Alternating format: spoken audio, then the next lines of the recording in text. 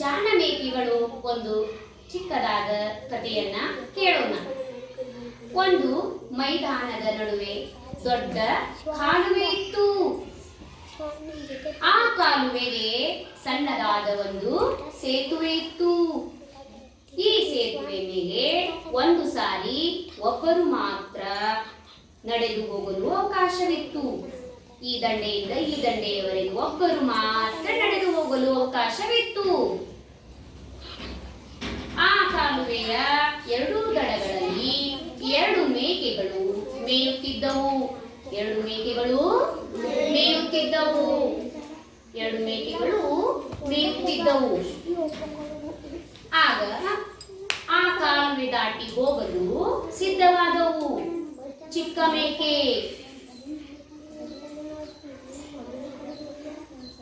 ಚಿಕ್ಕ ಮೇಕೆ ಇದೀಗ ನನಗೆ ಹೊಟ್ಟೆ ತುಂಬಿದೆ, ನಾನು ಮನೆಗೆ ಹೋಗಿ ನನ್ನ ಮಗುವಿಗೆ ಹಾಲು ಕುಡಿಸುತ್ತೇನೆ. ದೊಡ್ಡ ಮೇಕೆ ಸಂಜೆಯಾಗುತ್ತಿದೆ, ನಾನು ಕಾಲುವೆ ದಾಟಿ ಆಚೆ ದಡದಲ್ಲಿರುವ ನನ್ನ ಮನೆಯನ್ನು ಸೇರಬೇಕು, ಹೊರಡುತ್ತೇನೆ ಎಂದು ಎರಡು ಮೇಕೆಗಳು ಕಾಲುವೆ ದಾಟಲು ಸೇತುವೆ ಮಧ್ಯ ಬಂದು ನಿಂತವು. ಆಗ ಎದುರಾಗಿ ಬಂದು ನಿಂತವು. ಮುಂದೆ ಸೇತುವೆ ದಾಟಲು ದಾರಿ ಇಲ್ಲದೆ ಕಂಗಾಲಾದವು.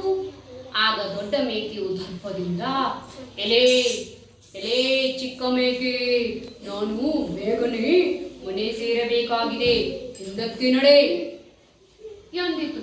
ಚಿಕ್ಕ ಮೇಕೆ, ಅಯ್ಯ, ನನ್ನ ಮಗುವಿಗೆ ಬೇಗನೆ ಹೋಗಿ ಹಾಲು ಕೊಡಬೇಕು, ನೀನೇ ದಯಮಾಡಿ ಹಿಂದೆ ಸರಿ. ನಾನು ನಿನಗಿಂತ ದೊಡ್ಡವನು, ನೀನೇ ಹಿಂದಕ್ಕೆ ನಡೆ. ಚಿಕ್ಕ ಮೇಕೆ, ನೀನು ದೊಡ್ಡವನೇ ಇರಬಹುದು, ಮೊದಲು ಸೇತುವೆ ಮೇಲೆ ಬಂದವಳು ನಾನು, ನೀನೇ ದಯಮಾಡಿ ಹಿಂದಕ್ಕೆ ನಡೆ. ದೊಡ್ಡ ಮೇಕೆ, ನಾನು ನಿನಗಿಂತ ದೊಡ್ಡವನು, ಸಾಧ್ಯವೇ ಇಲ್ಲ, ನಾನಂತೂ ದಾರಿ ಬಿಡುವುದಿಲ್ಲ. ಹೀಗೆ ಇಬ್ಬರು ಜಗಳವಾಡತೊಡಗಿದರು.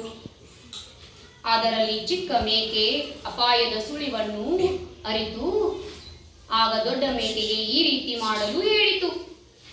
ಅಯ್ಯ, ದಯಮಾಡಿ ಜಗಳವನ್ನು ನಿಲ್ಲಿಸು, ಇಲ್ಲದಿದ್ದರೆ ನಾವಿಬ್ಬರು ಕಾಲುವೆಗೆ ಬಿದ್ದು ಸಾಯಬೇಕಾಗುತ್ತದೆ. ಹೌದು ಹೌದು, ನನ್ನನ್ನು ಕ್ಷಮಿಸು, ನಾನು ಮೊದಲು ಯೋಚಿಸಲೇ ಇಲ್ಲ, ನೀನೇ ಇದಕ್ಕೆ ಉಪಾಯವನ್ನು ಹುಡುಕಿದೆ, ಮತ್ತು ಏನಾದರೂ ಉಪಾಯವನ್ನು ಹೇಳು. ಅಯ್ಯ ದೊಡ್ಡ ಮೇಕೆ, ನಾನು ಸೇತುವೆ ಮೇಲೆ ಕುಳಿತುಕೊಳ್ಳುತ್ತೇನೆ, ನೀನು ನನ್ನ ಮೇಲೆ ದಾಟಿ ಹೋಗು, ಅನಂತರ ನಾನು ದಾಟುತ್ತೇನೆ. ಇಲ್ಲ, ನಾನೇ ಕುಳಿತುಕೊಳ್ಳುವೆ, ನೀನು ನನ್ನ ಮೇಲೆ ದಾಟಿ ಹೋಗು ಎಂದಿತು ದೊಡ್ಡ ಮೇಕೆ. ಆಗ ದೊಡ್ಡ ಮೇಕೆ ಕುಳಿತುಕೊಂಡಿತು. ಚಿಕ್ಕ ಮೇಕೆ ಅದರ ಮೇಲೆ ಚಿಕ್ಕ ಮೇಕೆ ಅದರ ಮೇಲೆ ಹಾದು ಆ ದಡ ತೀರವನ್ನು ಸೇರಿ ತನ್ನ ಚಿಕ್ಕ ಮಗುವಿಗೆ ಹಾಲು ಕುಡಿಸುತ್ತದೆ. ನಂತರ ದೊಡ್ಡ ಮೇಕೆಯು ಕೂಡ ಆ ಸೇತುವೆಯನ್ನು ದಾಟಿ ಮುಂದೆ ಸಾಗಿ ತನ್ನ ಮನೆಯನ್ನು ಸೇರಿಕೊಳ್ಳುತ್ತದೆ. ಹೀಗೆ ನಾವು ಒಬ್ಬರಿಗೊಬ್ಬರು ಒಂದಕ್ಕೊಂದು ಸಹಾಯ ಸಹಕಾರಗಳನ್ನ, ಚಿಕ್ಕ ಮೇಕೆ ಮತ್ತು ದೊಡ್ಡ ಮೇಕೆಯ ತರಹ ನಾವು ಜಗಳವಾಡುತ್ತಾ ಕುಳಿತರೆ ಆಗುವುದಿಲ್ಲ. ಒಬ್ಬರಿಗೊಬ್ಬರು ಸಹಾಯ ಸಹಕಾರ ಮಾಡಿದರೆ ನಮ್ಮ ಕೆಲಸಗಳು ಸಾಧ್ಯವಾಗುತ್ತದೆ. ಇದು ಜಾಣ ಮೇಕೆಗಳು ಇದರಿಂದ ಕಲಿತಂತ ನೀತಿ ಪಾಠ.